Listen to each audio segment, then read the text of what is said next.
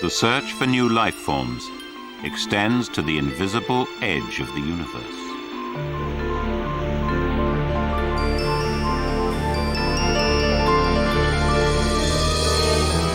While some scientists listen for signals of intelligence from beyond our galaxy, we're still discovering new evidence about life on Earth.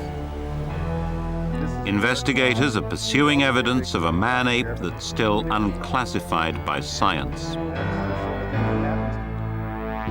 Our quest for strange, undiscovered creatures takes us to the four corners of the globe and finally beyond the limits of the Earth. In the skies above Belgium, a high-speed UFO encounter leads to an extraordinary announcement. Is there really a possibility of extraterrestrial contact? More people believe it today than ever before. Join us on a journey of discovery as Reader's Digest's Mysteries of the Unexplained presents Strange Beings and UFOs.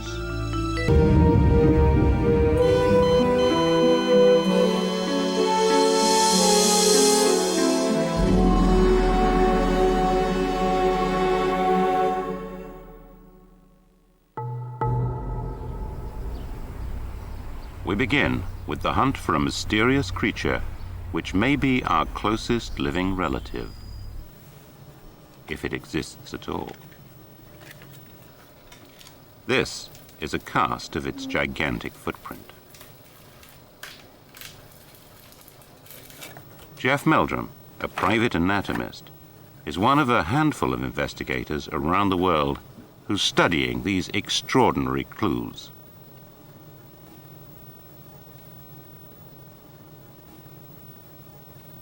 From these tracks and some 1,500 recorded sightings comes a profile of what some call a monster and others a missing link.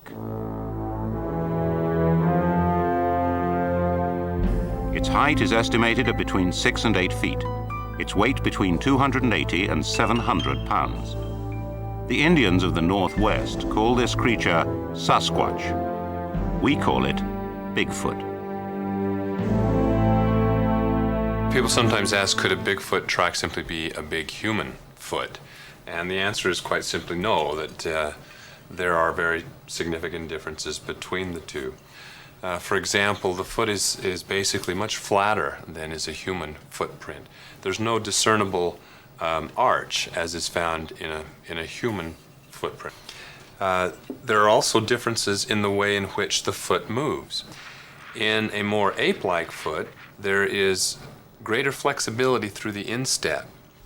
And I've seen this feature consistently demonstrated in a number of tracks from a number of different and very diverse situations.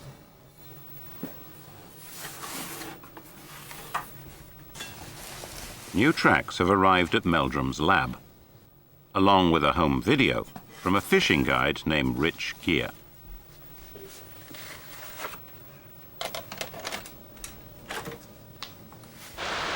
Okay, first one, we're going to cast that one. And there's another one right there that's been stepped on by a dog. There's another cast right there. We're headed towards the creek at this point. A long-time tracker of Bigfoot, Gear had come well prepared. He made casts of the footprints before following them deeper into the woods. Something moved and then I looked.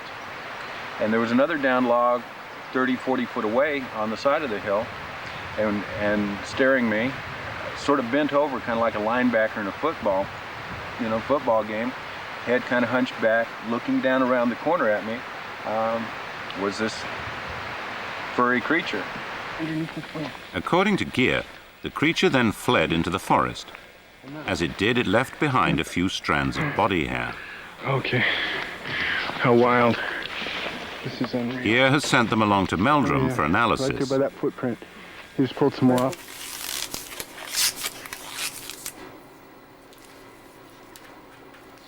Sasquatch hair samples have been found throughout the Northwest. Meldrum will have these examined at the university's lab.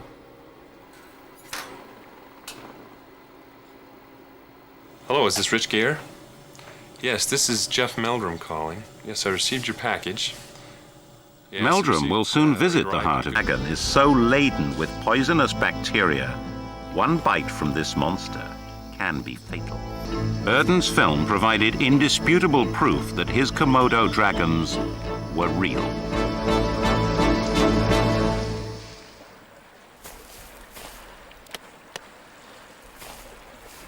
But photographic evidence alone is sometimes not enough. In fact, a few years later, a photograph triggered another monster controversy that's still going on. In 1934, an English surgeon named Robert Kenneth Wilson stunned the world with a picture taken from the shores of a lake in Scotland. For decades, people had reported seeing a giant beast swimming in the deep waters of Loch Ness. Wilson claimed to have captured an image of the monster in broad daylight. The photograph was a profile of a huge creature that looked like a dinosaur. Nicknamed Nessie, the Loch Ness monster provoked claims of fraud by some scientists, but was hailed as a breakthrough by believers.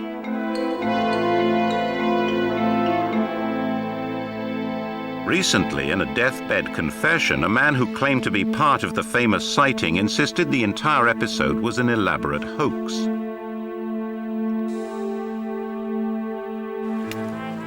He claimed the celebrated image captured not the likeness of a monster, but a small wooden model attached to a toy submarine.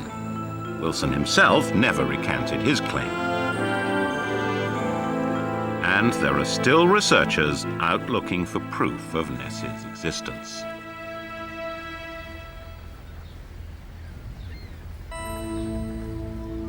The doll.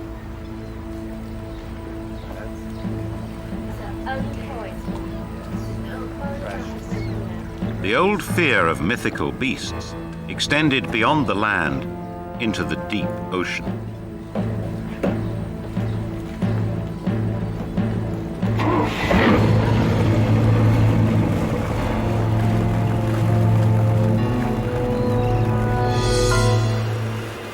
The surface of the sea hides an unknown continent below.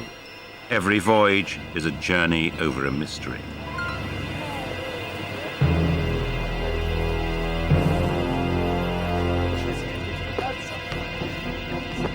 What else is down there with the fishes?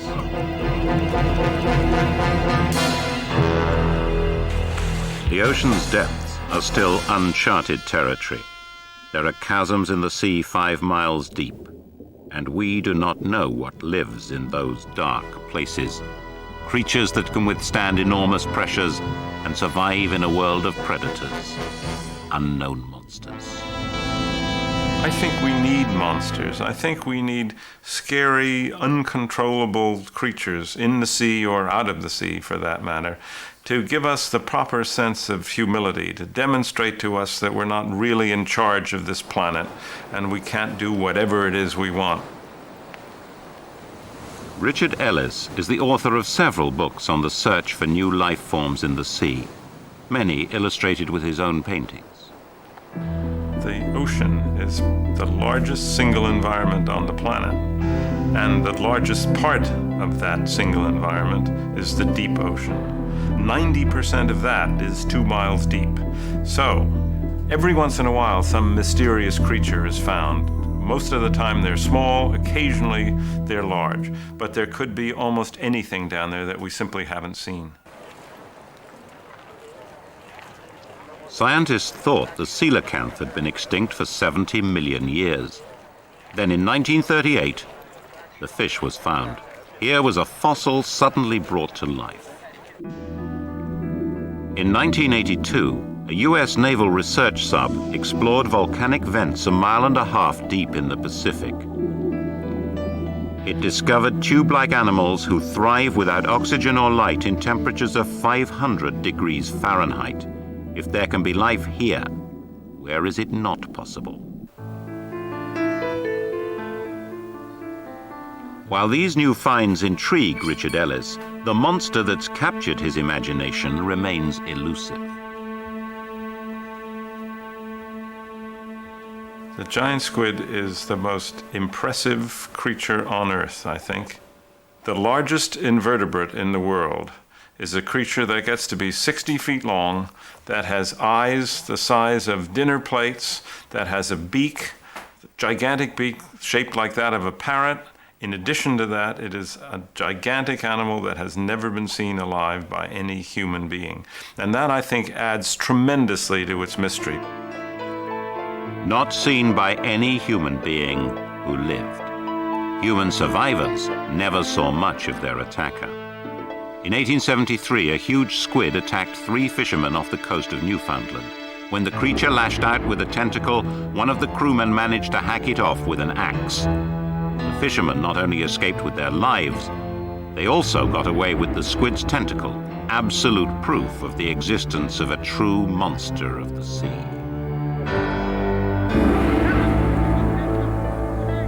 Recently, the dead body of this giant was hauled aboard an Australian fishing boat.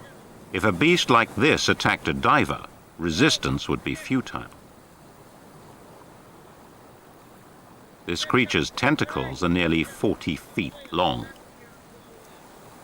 And the largest one ever measured was 57 feet long. It washed up in New Zealand in 1948. So we know they get to be that big. Do they get to be any bigger? Maybe. So far, no one has captured a giant squid alive. But anyone who tries had best be well prepared. Dr. Hanlon studies squid here at the Marine Biological Laboratory on Cape Cod.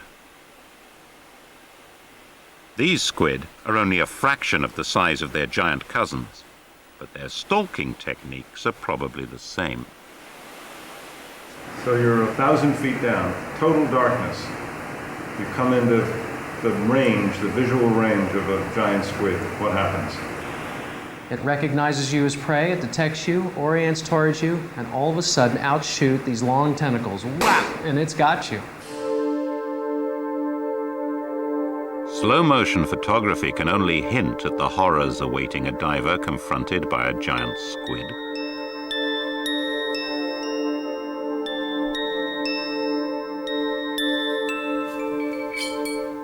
Marine researchers hope to find and capture a giant squid in the near future.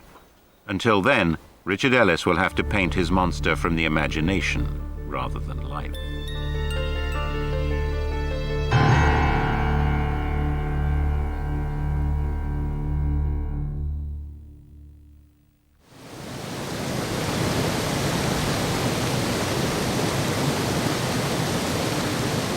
Medford Taylor is a photographer for National Geographic magazine. 10 years ago, he crossed paths with another mysterious creature, one that haunts a world of stone and ice.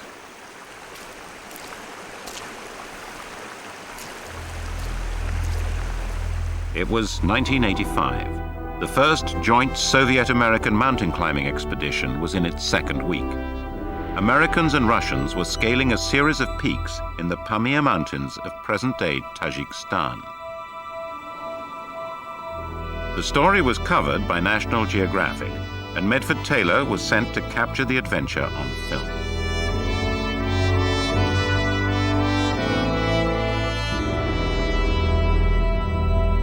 Up until this point, I was rather cynical about stories that I'd heard of Bigfoot and Nessie and other such monster stories.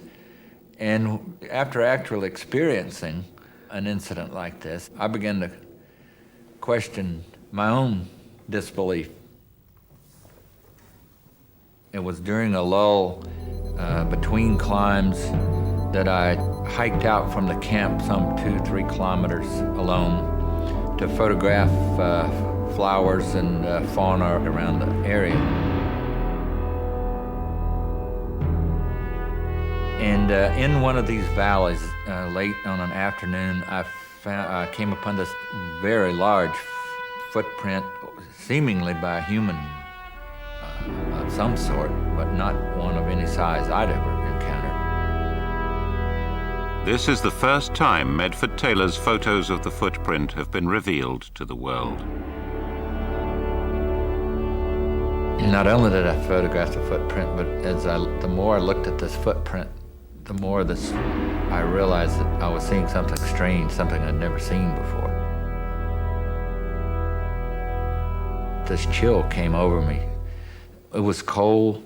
It was always cold in that desolate valley, and there was always a slight wind blowing. But even beyond that, I felt this chill. There was obviously some other being around me in this place. Taylor is certain he was not hoaxed. He had told no one in the base camp where he intended to hike that fateful day. All I know is that I took the photographs, they're real, and I suppose when people don't understand the reason for something, they walk away from it. And so I suppose for that reason, I put the pictures away in my own file for the last 10 years, and there they've sat. But I still don't have an answer to this.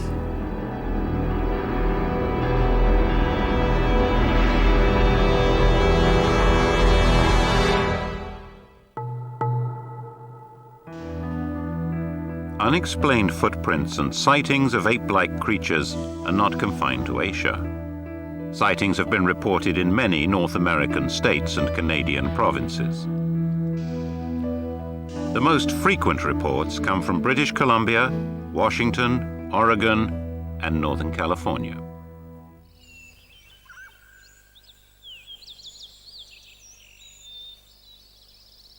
I get asked quite often if I believe in Sasquatch and Bigfoot, and my answer is usually, and has to continue to be for now, is on Mondays, Wednesdays, and Fridays, I believe in Bigfoot. And on Tuesdays, Thursdays, and Saturdays, I don't. And on Sundays, I rest.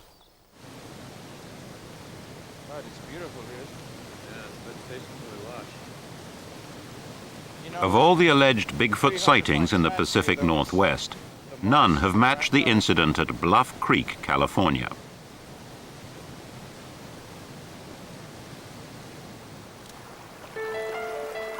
In 1967, two men, Roger Patterson and Bob Gimlin, were determined to bring back proof once and for all that Sasquatch existed.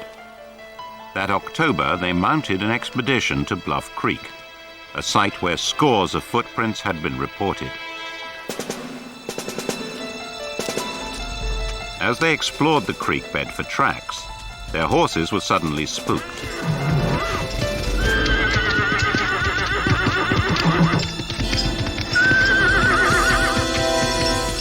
Gimlin stayed behind, but Patterson grabbed his Super 8 camera and raced towards an ape-like form squatting beside the creek.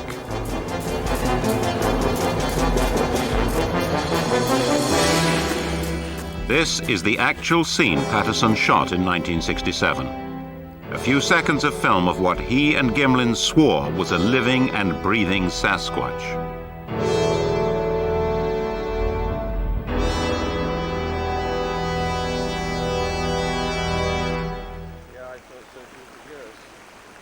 Jeff Meldrum believes that if the film is a hoax, it would have required a sophisticated knowledge of primate anatomy, something that Patterson did not possess.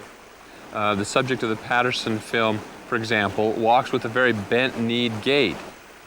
He's walking very flat-footed. There's a lot of overlap in support between the two limbs.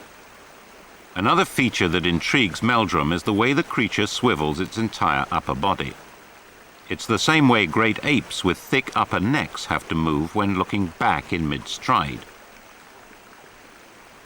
So the fact that all of these features act in concert, and each time I see the film, new things sort of come to the surface, keeps bringing me back to the film to study it more and more.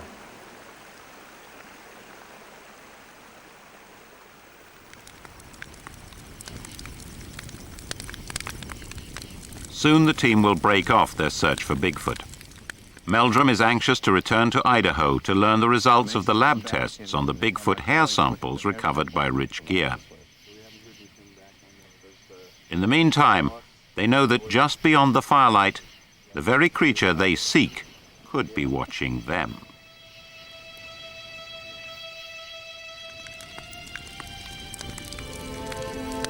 If the idea of large unknown creatures on Earth is disturbing, how much more disturbing is the idea of being watched from the sky? But wouldn't it be even more disturbing to know that the whole of the rest of the universe is simply dead? If the Earth is the only flicker of life, if the universe does not support life, what hope have we? Perhaps that's why there are so many people who believe they have encountered aliens. On every continent, people have reported strange objects in the skies. They're called unidentified flying objects because that's what they are, unidentified. Scientists who maintain that they cannot be alien craft are engaged in arguments just as bizarre as the believers. This doesn't sound like the kind of thing that a smart alien intelligence would do. Dr. Paul Horowitz is a Harvard physicist. The cost of a round trip to the nearest star, using technology we could not conceive of actually building, but which is permitted by the laws of physics, would use $200 billion worth of fuel, would use the US power consumption for 1 million years. I think perhaps the most diplomatic thing one can say is the laws of physics do not prohibit space travel, but the laws of economics, in some sense, really do. That does, of course, assume that we know how alien life forms power their spaceships. All this is speculative. Photographs of UFOs provide endless material for argument and debate. And UFOs have been tracked by radar operators who should know the difference between weather phenomena and something solid. Richard Hall is chairman of the Fund for UFO Research, a group composed of PhDs from various scientific fields. The United States does not take UFOs seriously currently. However, there are certain countries like France and China, mainland China, and particularly Belgium, that have had many sightings and do take the subject seriously.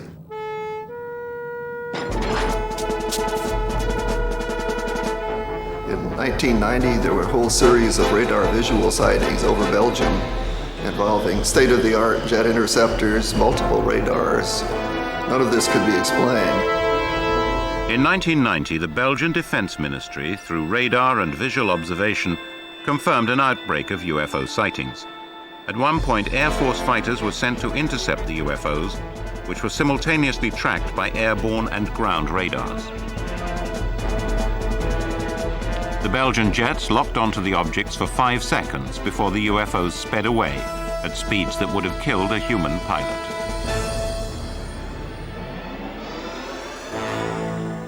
It is impossible, even with a stealth aircraft, to accelerate within 1 second from 150 knots till 500 knots. That is for sure. Because even the human body would not tolerate such an acceleration. Thousands of witnesses, including the military and police, reported sighting the UFOs. Consistent drawings of triangular objects were made by people scattered across the region. The sketches were corroborated by eyewitness photos. During this extraordinary press conference, Air Force Colonel Wilfried de Brouwer confirmed the sighting of unidentified flying objects in Belgian airspace. It was the first time a Western government officially admitted that such an encounter had occurred.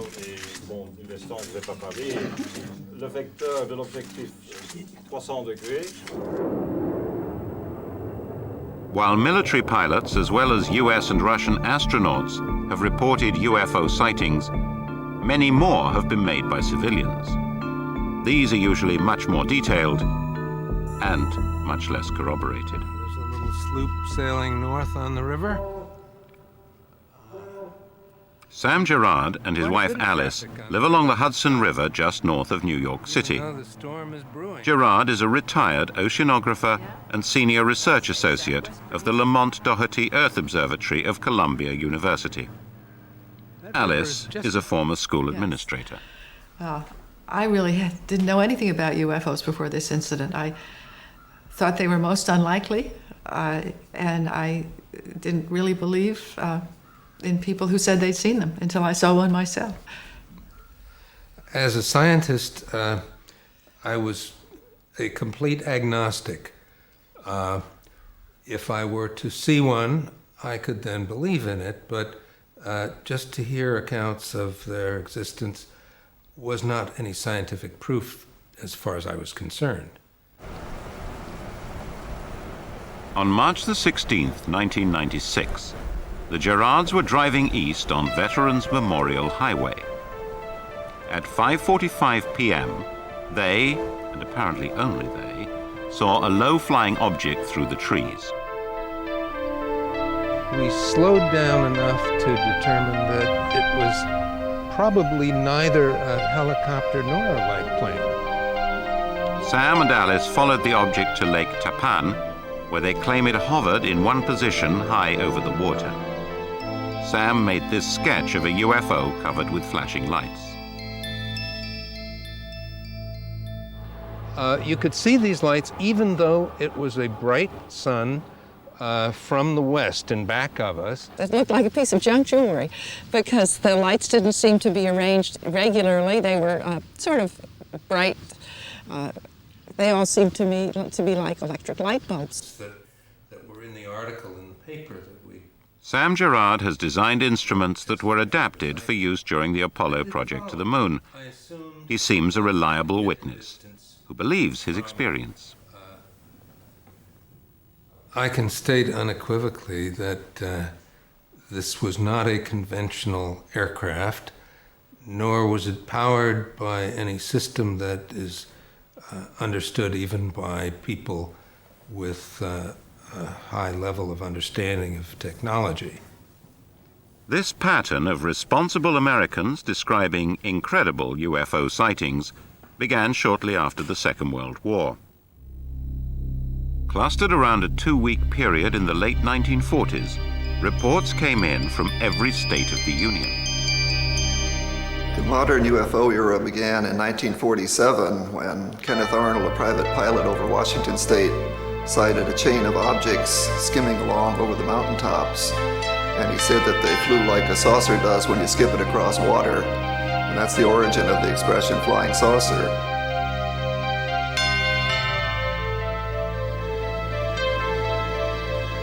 That was also the year of the Roswell incident, now the most famous encounter in the history of UFO phenomena. In July of 1947, a rancher named Mac Brazel discovered fragments of metallic materials spread over a 1/4 square mile of his land. It looked like a crash site. The fragments were turned over to officials at the nearby Roswell Army Airfield, home of the 509th Bomber Group in New Mexico, the group that dropped atomic bombs on Japan.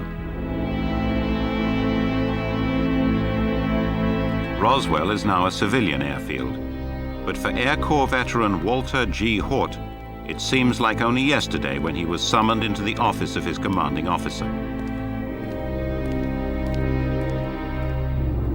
Well, that day of July the 8th, 1947, I was given information by Colonel William H. Blanchard, the commanding officer.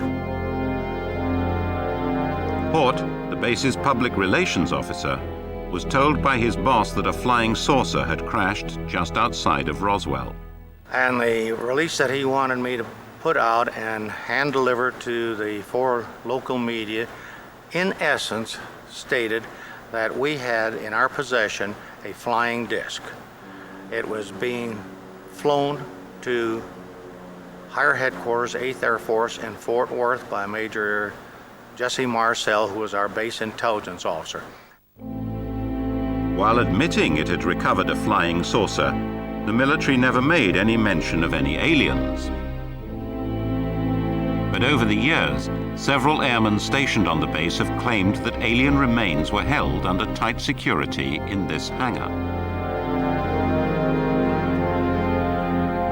A mortician who worked in this Roswell funeral home testified that base personnel inquired about the availability of 4 child-sized coffins.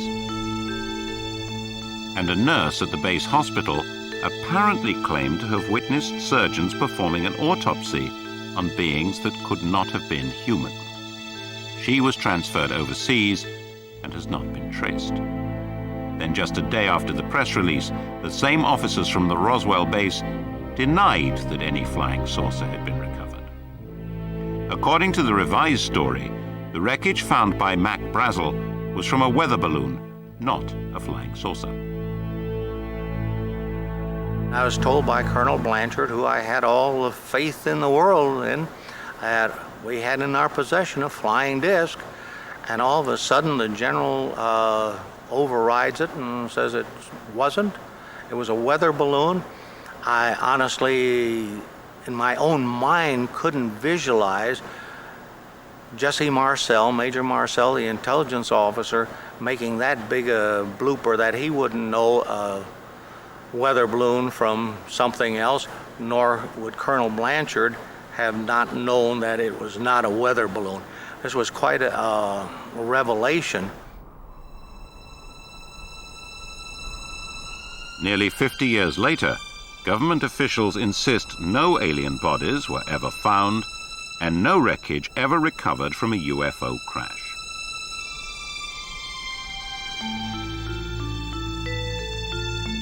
In 1994, a non-profit UFO group commissioned a detailed review of the Roswell incident using top-secret documents recently released by the US government. It was prepared by Carl Flock, the former US Deputy Assistant Secretary of Defense. His report has shocked many who believe in Roswell. The project that I believe was responsible for the debris that was discovered by rancher Mac Brazel, and which led to the announcement of the capture of a flying saucer, was a project codenamed Mogul. And it was classified top secret. It was very sensitive. It was a very high priority project. It was operated by a team from New York University.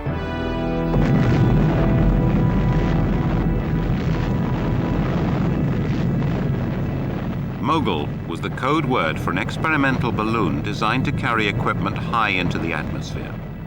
Its mission was to detect evidence of Soviet atom bomb tests.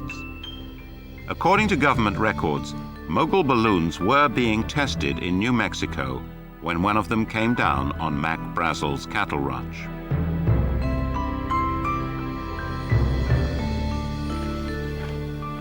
While Project Mogul explains the strange debris found on a cattle ranch, there is no explanation for the rumors of alien bodies. Carl Flock believes that there probably were bodies, though not necessarily alien ones, and that it's time for the American government to be honest about what really happened at Roswell.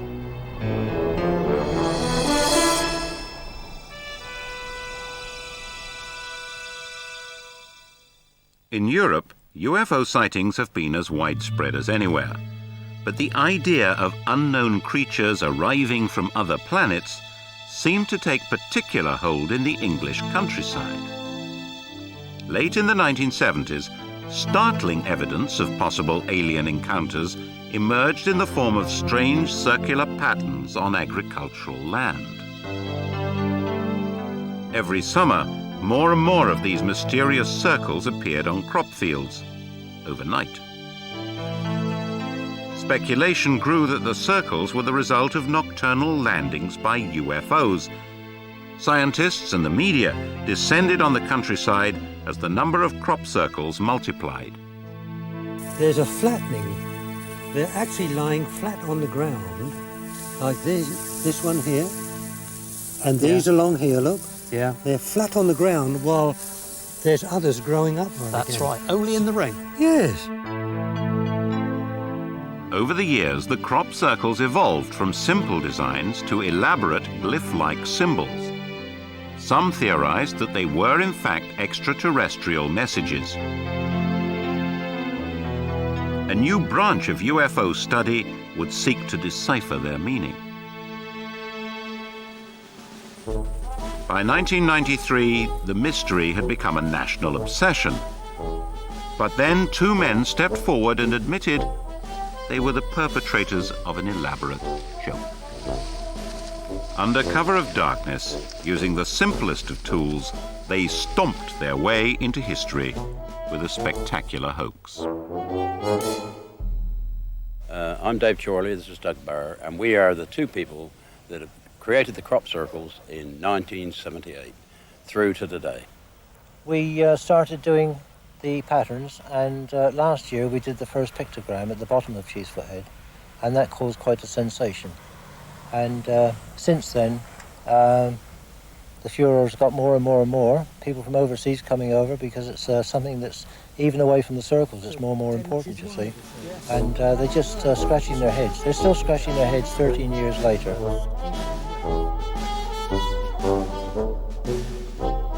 The incident provided the world with some comic relief. But the latest wave of alleged UFO encounters are not so funny.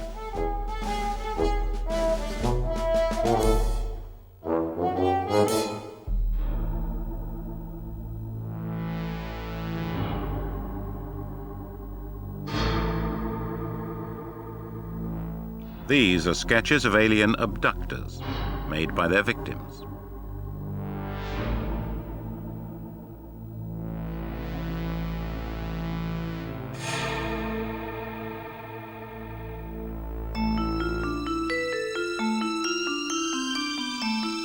Most report being confronted by UFOs emanating bright and paralyzing lights.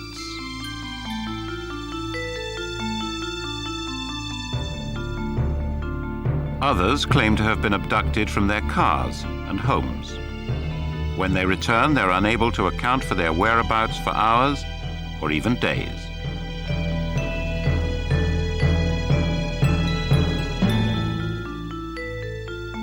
These people say they're often restrained and subjected to painful physical tests, invasive procedures focused on sexual organs.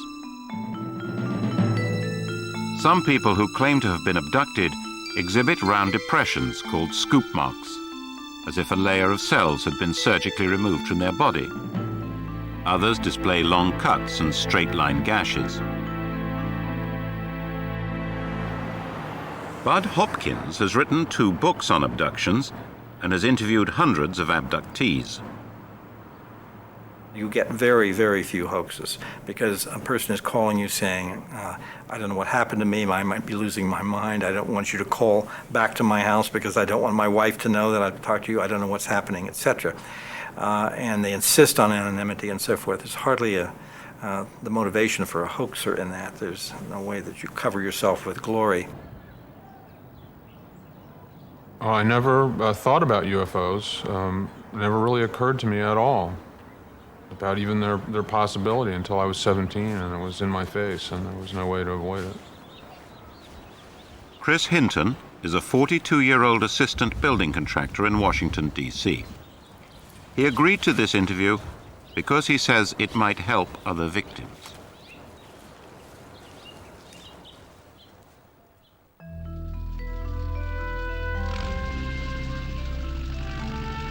Over the course of a week in the summer of 1972, Chris was helping his brother prepare for a driving test. Each night, they claim to have seen several UFOs.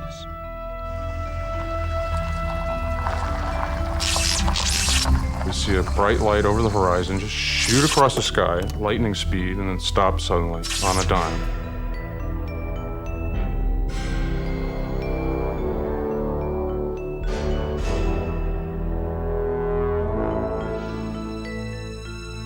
This voice explains, as this light projects off the side of the ship, we're hypnotizing you. And there's no need to be afraid, you just relax. And we are going to communicate telepathically.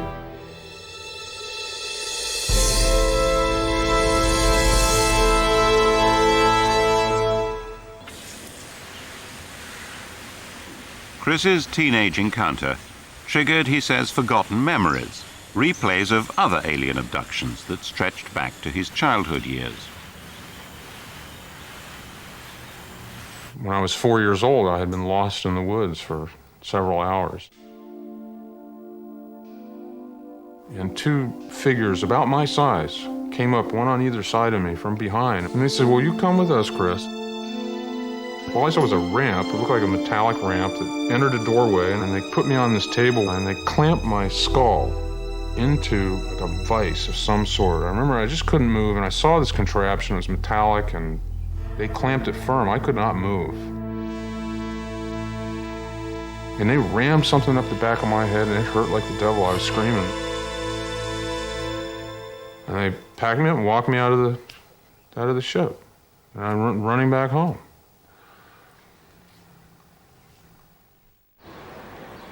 By 1992, stories like Chris's had become so widespread that a special conference was convened at the Massachusetts Institute of Technology to investigate reports of alien abductions. Sponsored by the Fund for UFO Research, it was attended by prominent scientists, people who claim to be abduction victims, and UFO researchers. That he has to fill them in on. Studies have been conducted that show that abductees who don't know anything about the UFO subject, they don't know what other people have reported, still will come out with the identical story in exactly the same sequence. But scientists at the conference wanted hard proof. We hear tales of people being abducted. We hear heartfelt stories. These people are clearly affected by what they've imagined or seen or something, but we never get a real piece of evidence. Bud Hopkins believes he's found the kind of evidence scientists are looking for, here in Salt Lake City, Utah. This woman and her son say that they've had an abduction experience. To protect their privacy, they requested we mask their identities.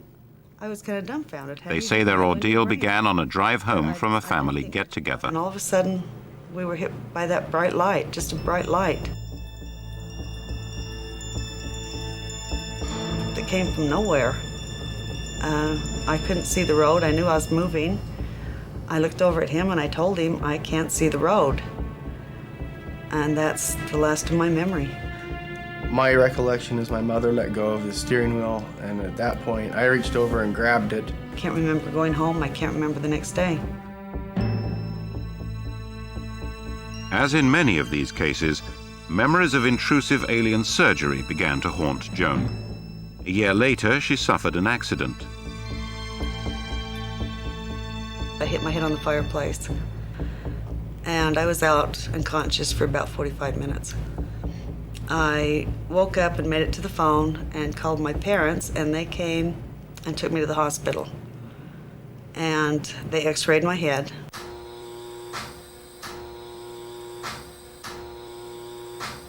Suspecting, I suppose, a skull fracture, yeah, right? Yeah, but there was no skull fracture, it was fine. But the doctor came running through ER yelling, "How did you get this metal in your head?" Well, I had no idea, neither did my parents.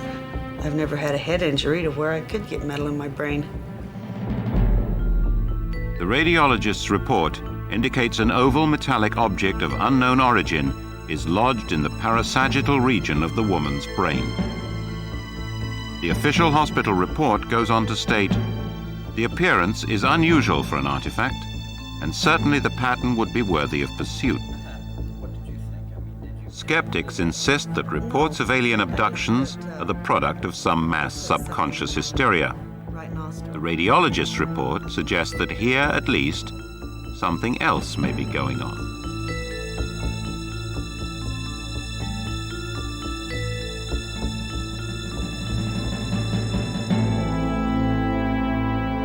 UFO researchers do share some common ground with the academic establishment. Just north of Boston, Massachusetts, the billion-channel Extraterrestrial Assay, or BETA project, is an ambitious scientific search for extraterrestrial intelligence. A joint project of Harvard University and the Planetary Society of Pasadena, California, this radio telescope is listening for a signal from outer space. Nearly all objects in space generate various kinds of random radio waves. These waves are monitored by BETA on 250 million channels and translated into red and green spikes.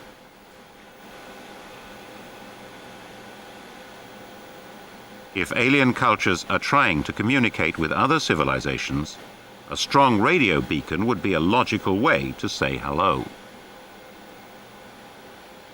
Should Beta spot an unusually strong and steady signal, its powerful computer would peg it as an alien radio beacon.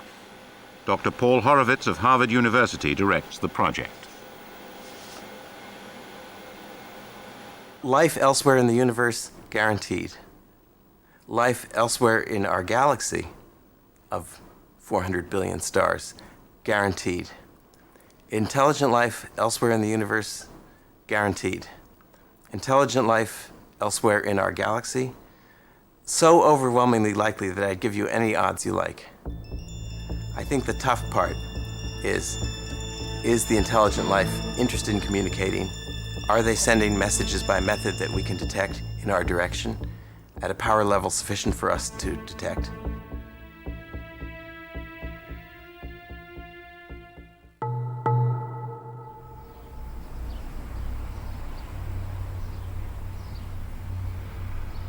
Jeff Meldrum has returned from Bigfoot country to his lab in Idaho. He's back just in time. Preliminary tests on the Bigfoot hair sample have been completed with significant results. The hair strands from Northern California are strikingly similar to alleged Sasquatch samples from other states. DNA studies will soon compare the hair with samples taken from gorillas. If in fact the DNA compares most closely to the living great apes, then it's strong evidence that that Bigfoot is in fact part of a very early ape lineage that gave rise to the modern living apes, such as chimps and gorillas. The initial results of the DNA tests did confirm that the hair samples from Northern California are of animal, not human origin, and are not of any species known to exist in North America.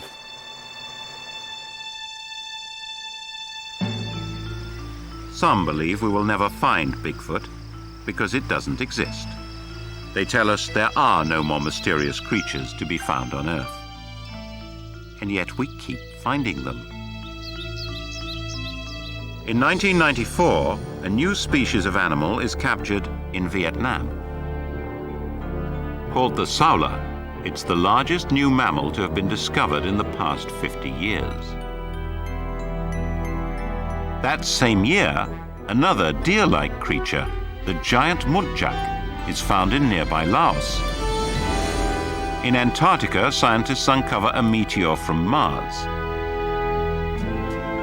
In 1996, they announced that evidence of long-dead Martian bacteria is embedded in its surface. Life takes many forms, and we are constantly surprised by new ones.